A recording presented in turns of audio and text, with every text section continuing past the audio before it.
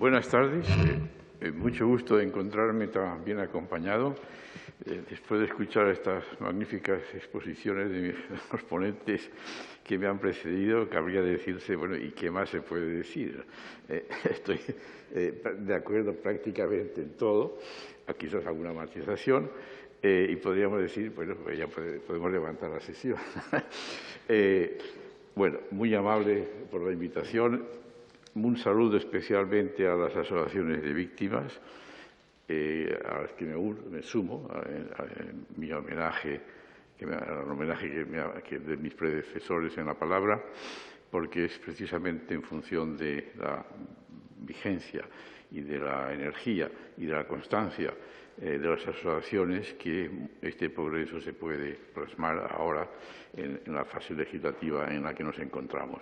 De hecho, yo estoy aquí, pero me considero sentado junto a vosotros. Mi exposición hoy va a recoger la experiencia que yo tuve entre los años 2008 y 2012, cuando inicié en la Audiencia Nacional, en nombre de doña Carmen Negrín, el apoyo a lo que se estaba intentando en aquel momento, que era abrir un comienzo de exigencia de responsabilidad judicial y legal por los crímenes de lesa humanidad y los crímenes de guerra impunes en España. Y en esa experiencia yo la tuve a nivel de juzgado de instrucción, a nivel de fiscalía de la Audiencia Nacional, de la Sala Penal en pleno de la Audiencia Nacional, la Sala Penal del Tribunal Supremo, el Tribunal Constitucional y el Tribunal Europeo de Derechos Humanos. Y las conclusiones, digamos, lo que yo constaté en esa batalla eran varias cosas que quiero participar y que pueden servir para este debate en torno del rey actual. En primer lugar, que, como ya se ha dicho, pero allí se vio muy claramente, que el Estado español actual es el sucesor del Estado que perdió la Segunda Guerra Mundial. Y el Estado español actual todavía no ha asumido que la Segunda Guerra Mundial la ganó la coalición antifascista, cuya primera batalla fue la de España, la Guerra de España. Y eso es una continuidad que se manifiesta en todos los órdenes. Regularmente, por ejemplo, voy a dar un ejemplo, regularmente, cada X tiempo, las potencias que participaron en la batalla contra el fascismo internacional, celebran ceremonias, por ejemplo en Normandía o en otras partes, para conmemorar ese esfuerzo colectivo en Europa y en el mundo. Y, sin embargo, siempre está ausente la España combatiente contra el fascismo.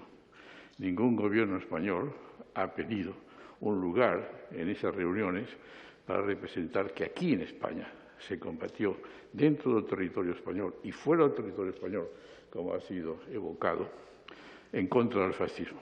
Y, sin embargo, tenemos una perfecta legitimidad para estar allí. A ningún gobierno se le ha ocurrido pedir ese lugar porque significaría romper con el régimen franquista en ese terreno tan simbólico y tan significativo. Hay muchos otros símbolos. Cada vez que yo subo por la escalera principal del Tribunal Supremo Español, allí hay una lápida con los nombres de los presidentes del Tribunal Supremo desde el siglo XIX. Y me fijo en los años 36. Y ahí se interrumpe. Y el siguiente nombre es del Tribunal Supremo de Burgos. Es decir, y siguen los presidentes hasta ahora. Es decir, el Tribunal Supremo actual es el sucesor del Tribunal Supremo de Burgos, no del Tribunal Supremo Constitucional, que era obviamente el republicano. Y así se podrían sumar muchos otros símbolos. Pero esto se ve también, particularmente, en la batalla legal, judicial y legislativa de la que nos estamos ocupando hoy en día. En esa experiencia yo tuve una disputa dialéctica en términos jurídicos con el Pleno del Tribunal Supremo, la sala del artículo 51, en la que expuse digamos, el conflicto de intereses que había entre que la mayoría de los magistrados que estaban sentados allí, a los cuales yo me dirigía en nombre de las víctimas, habían jurado lealtad a los principios fundamentales del movimiento y que, naturalmente, la honorabilidad de esos magistrados para mí no ofrecía dudas y les pedía que, por una apariencia de imparcialidad y respetando, por consiguiente, evitar el conflicto de intereses, pues lo recusé para que fueran sustituidos por magistrados que no estuvieran comprometidos en su honorabilidad con el juramento de lealtad al caudillo y a los principios fundamentales del movimiento, del partido fascista. Y entre las respuestas que encontré estaba la del presidente de aquel momento de la Sala del Contencioso Administrativo del Tribunal Supremo, el señor Trillo, diciéndome: no, las tesis que usted está sosteniendo no pueden prosperar porque aquí la transición se hizo de la ley a la ley, la famosa frase del último presidente de las Cortes franquistas.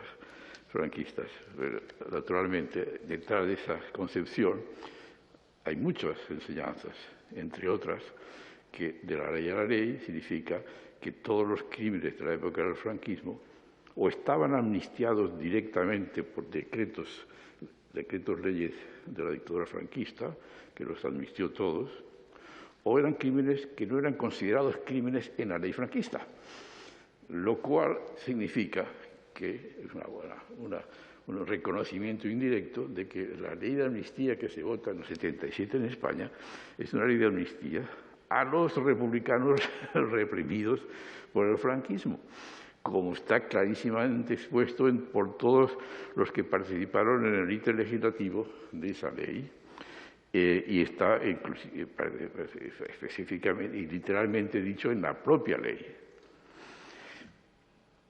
De manera que nos encontramos con esa continuidad del Estado, un Estado que aplicó en España los criterios y los mecanismos de represión propios del colonialismo español.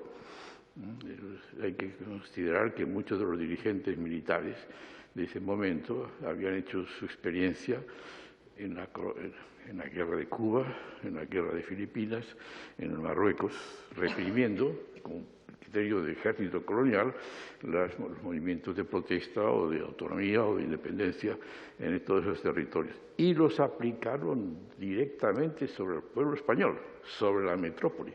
Y el nivel de represión que hubo aquí es comparable al que practicaron en Filipinas y que practicaron en Cuba y que practicaron en Marruecos.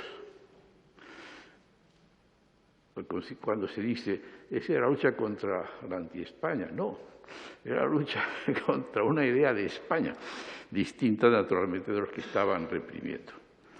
Esa continuidad se mantiene hasta el momento, con sus matizaciones, obviamente, y sus avances que hemos hecho, pero yo coincido que esta ley este proyecto de ley, cuyo carácter positivo ya ha sido comentado y al que yo me adhiero, es la oportunidad de romper, legislativamente hablando y políticamente hablando, en esta institución que representa al pueblo español, romper con la secuencia ininterrumpida que arranca del movimiento insurreccional del 36 y que continúa simbólicamente y en muchos aspectos hasta hoy concretamente plasmado en la impunidad de los crímenes del franquismo. Por eso, desde mi punto de vista, voy a hacer tres proposiciones de carácter complementario a lo que se ha dicho, pensando en el debate que se va a desarrollar en este recinto parlamentario. Creo que esa ley es la oportunidad para establecer el puente entre los principios legales y civiles políticos, las garantías civiles y políticas de la Constitución de 1931, régimen constitucional, con los principios legales y las libertades de la Constitución del 78, de Constitución a Constitución. En vez de ley a ley, como han dicho los franquistas, que yo recordaba antes, digamos, esta ley debiera ser el puente de Constitución a Constitución.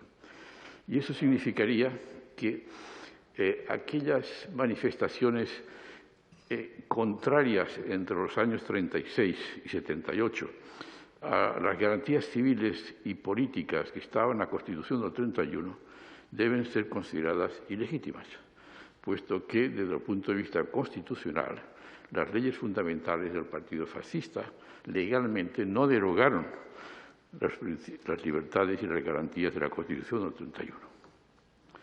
Y desde esa perspectiva es que los crímenes impunes que se mantienen hasta la fecha deben ser vistos como una situación en la que el derecho, no porque estuviera durmiendo o no porque estuviera siendo inaplicado durante esas décadas, no por ello dejaba de ser un derecho.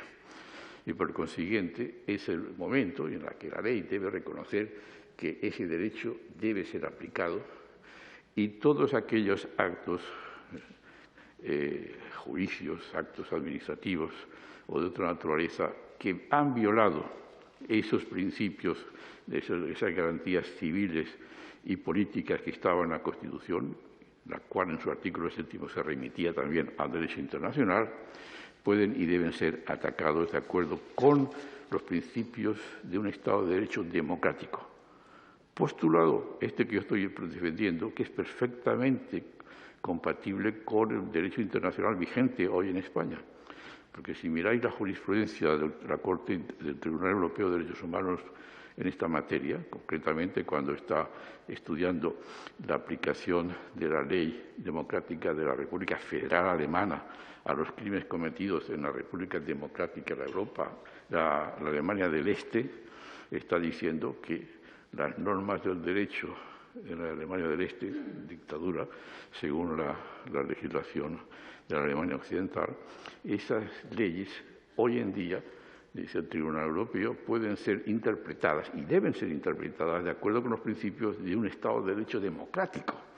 Entonces, las mismas leyes vigentes que se aplicaron trasladando esa jurisprudencia a España, las mismas leyes que se aplicaron en España para reprimir, sancionar, tribunales de excepción, etcétera, etcétera, deben ser interpretadas hoy en día de acuerdo con los principios del Estado democrático actual.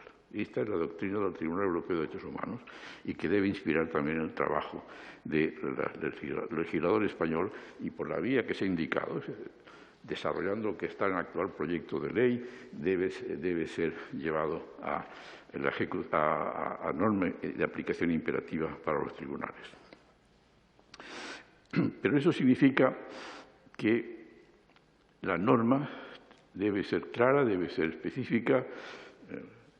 Nuestro colega argentino ha hecho una proposición de que debe desarrollarse la referencia al derecho internacional en la forma como se aplica, que la ley de amnistía no puede ser aplicada en contra de esos principios. Es muy importante que la ley lo recoja, pero a su vez hay que tener presente una cosa también muy importante, y es que, refiriéndonos a las sentencias condenatorias del régimen franquista a los demócratas, a los liberales, a los republicanos, cualquiera que fuera su ideología, en la medida que consistían en crímenes de lesa humanidad, o crímenes de guerra, y es que una sentencia solamente la anula otra sentencia. Es decir, no podemos quedarnos al nivel de la ley de 2007 de simple declaración de la ilegitimidad de esas sentencias. Se requiere una sentencia que anule esa sentencia para que sea plenamente real la anulación. Entonces, en ese sentido, yo aquí traigo unas propuestas que dejaré después en la mesa para el debate parlamentario. Y si eso lo estima, pues puede difundirlo en otros ámbitos. Estimo que debe la ley permitir que los tribunales de justicia puedan revisar las sentencias a través de los mecanismos de revisión de sentencias, aplicando los principios del derecho internacional, los principios generales del derecho, artículo 15.2 del Pacto Internacional de Derechos Civiles y Políticos, artículo 7.2 del Convenio Europeo de Derechos Humanos, porque no todas las sentencias dictadas durante la dictadura, por el hecho de que hayan sido dictadas por la dictadura, deben considerarse nulas. No. Evidentemente, debe ser caso por caso, porque habrá delincuentes de derecho común que hayan sido juzgados y condenados, obviamente nada tenemos que decir al respecto. Estamos hablando de crímenes de lesa humanidad. Por consiguiente, debe establecerse un mecanismo que permita al órgano judicial que el Parlamento establezca, sea a través de los tribunales actualmente existentes, sea a través mi colega ha hablado de un tribunal, de una jurisdicción especial, es una cuestión a discutir por el Parlamento, pero debe establecerse la posibilidad de que las víctimas, pues, por sí mismas, por sus descendientes o sus parientes más directos, puedan pedir la revisión de la sentencia y la anulación de la sentencia por la aplicación de los principios generales del derecho que estamos defendiendo y que son vigentes en España en estos momentos en el derecho internacional.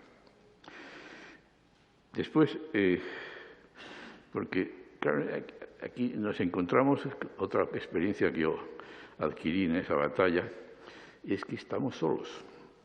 Nuestra gran fuerza es el derecho internacional, lo ha dicho el doctor Salvioli.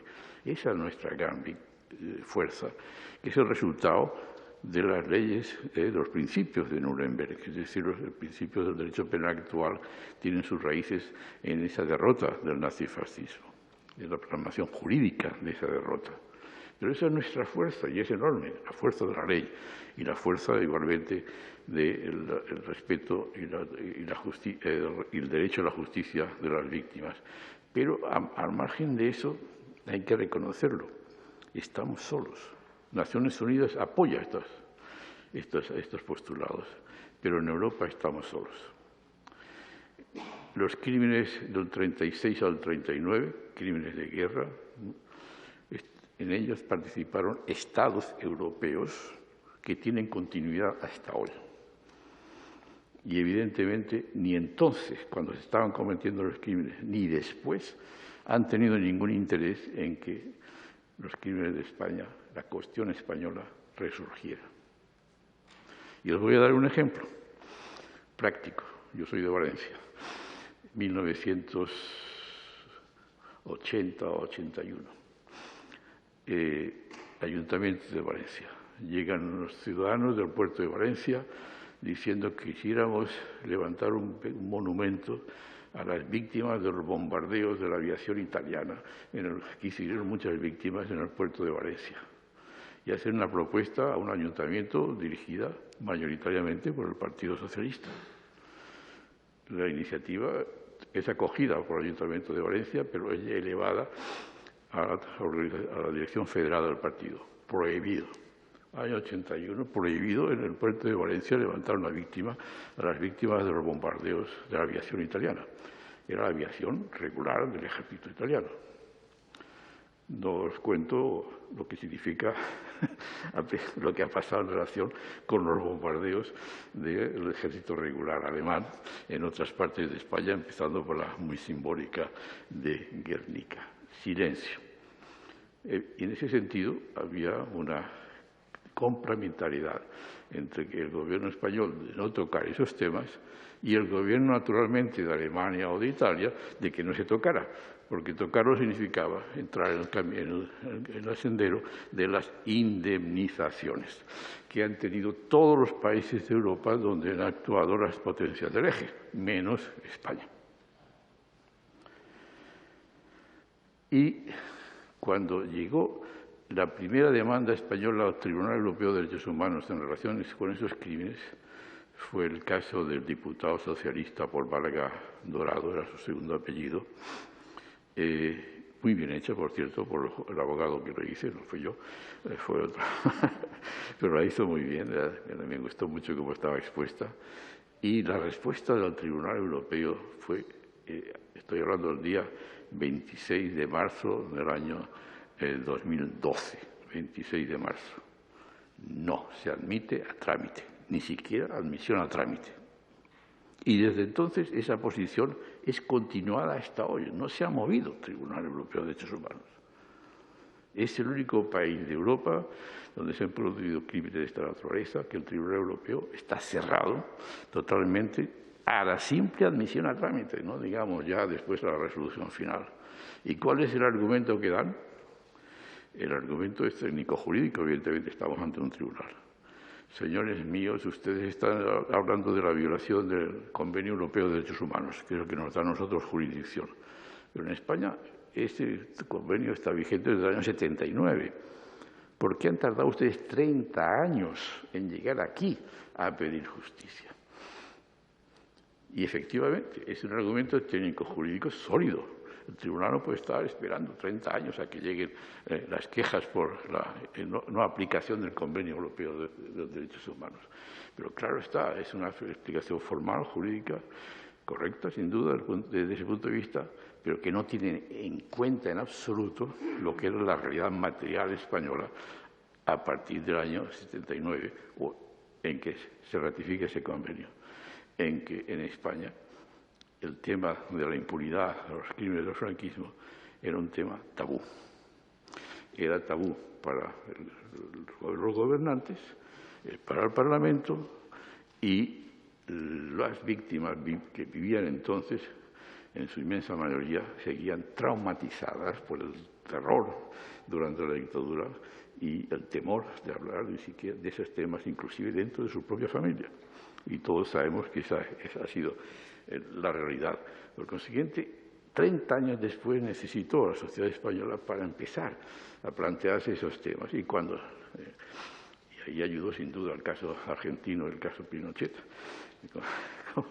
como lo ha explicado César Estirado, porque se podía investigar los crímenes cometidos por la dictadura en Chile y en Argentina, y sin embargo aquí en España también se habían cometido crímenes de esa naturaleza y de mayor volumen, y no se podían investigar. Pues bien, cuando surge esa necesidad, nos vamos a Estrasburgo y nos encontramos con esa respuesta. Y esa es la realidad. Por consiguiente, la ley que se va a discutir tiene una responsabilidad de asumir que esa es la realidad y la ley tiene que ser suficientemente explícita y mandatoria para que los tribunales españoles, en el ejercicio de su función y sus obligaciones, aquí en España, terminen con la inmunidad. Y es muy importante esta fecha del 26 de marzo del año 2012, porque es 3 días después cuando la Sala Segunda del Tribunal Supremo dicta el auto, hoy que todavía hay vigente, que prohíbe, de hecho, de facto, la investigación de cualquier crimen de lesa humanidad en España. Y es mi hipótesis de que ese auto del día 29 de marzo, antes de que se publique la resolución del 27 de marzo de la Corte del Tribunal Europeo de Derechos Humanos, yo tengo la impresión, con algún fundamento, de que la Sala Segunda sabía que iba a salir esa resolución del Tribunal Europeo cerrando las puertas a la investigación de los crímenes en España y de la impunidad en España. Por consiguiente, creo y sugiero que se considere en la discusión el que los tribunales españoles sean mandatados por la ley de una forma muy clara y términos con la fuerza de la ley, y si es preciso modificar el Código Penal en alguno de sus artículos, dándole rango de ley orgánica a esos cambios en el régimen, en el Código Penal, de forma que la aplicación de los principios del derecho internacional constitucional y convencional se haga de la forma que se ha expresado antes y que yo reitero. La otra, estoy extendiendo mucho, la otra dimensión que yo creo que es importante y ha sido evocada es la dimensión económica. Los crímenes de lesa humanidad obviamente tienen víctimas en cuanto a la dignidad, en cuanto a la vida, en cuanto a la libertad etcétera, etcétera, y es la primera reivindicación de las víctimas. Pero tiene otra dimensión igualmente, que ha sido evocada, que es el expolio económico de todo un sector social de España, de españoles. Pues, digamos, prácticamente la mitad de España, que fue sometida a la mayor privación de bienes propios, de propiedad privada, pequeña, de propiedad individual, digamos, de la historia de España.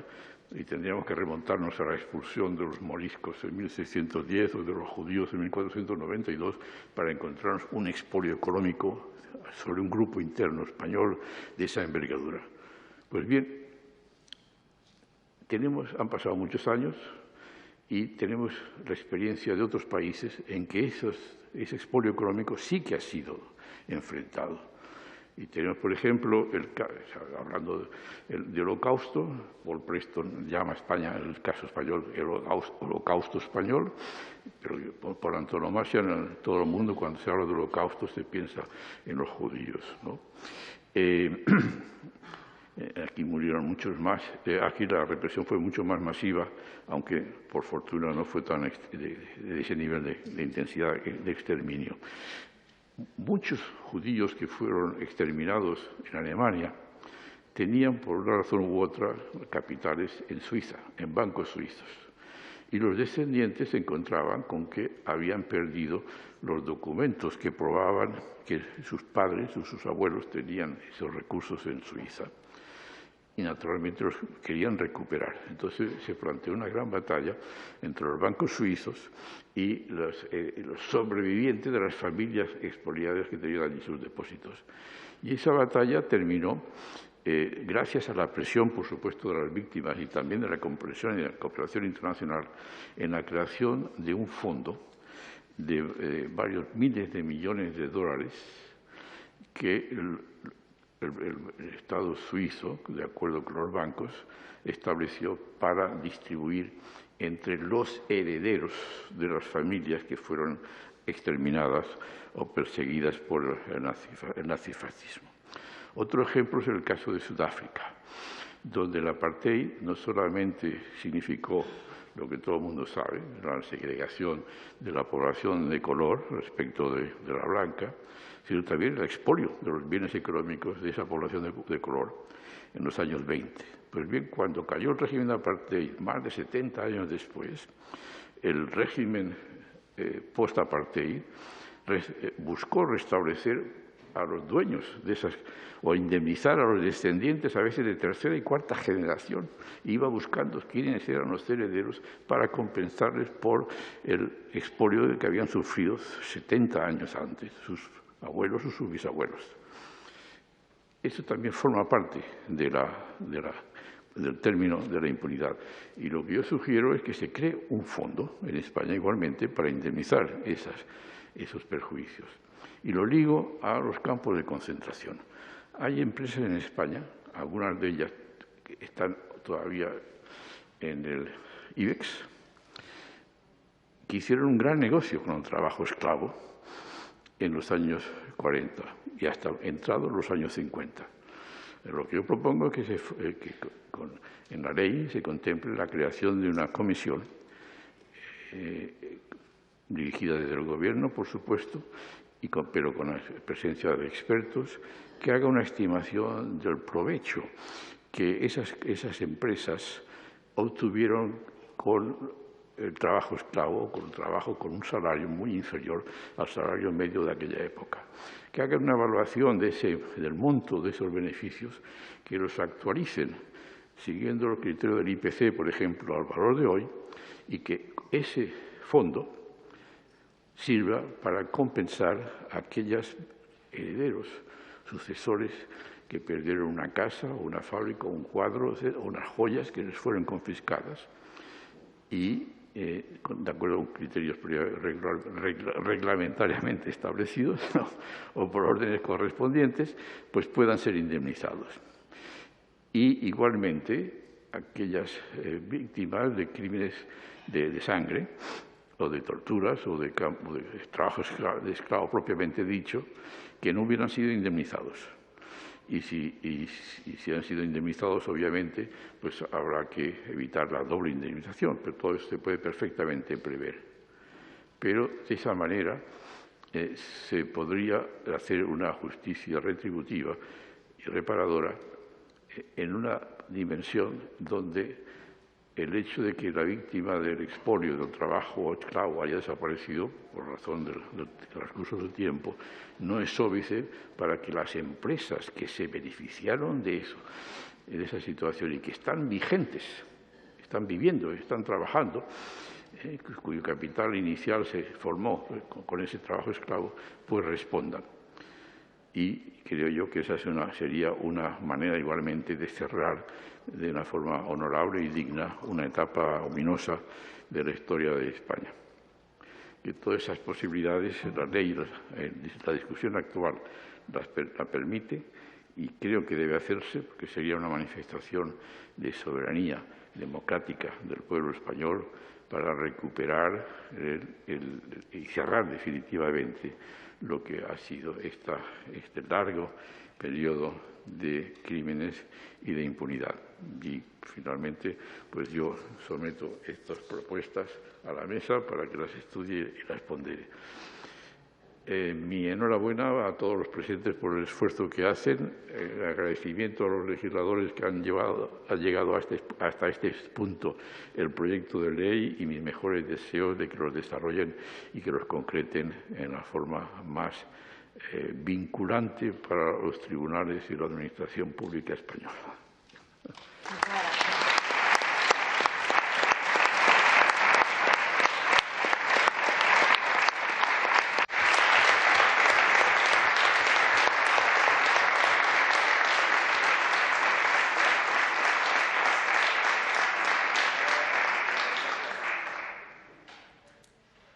Muchísimas gracias, Joan. Ha sido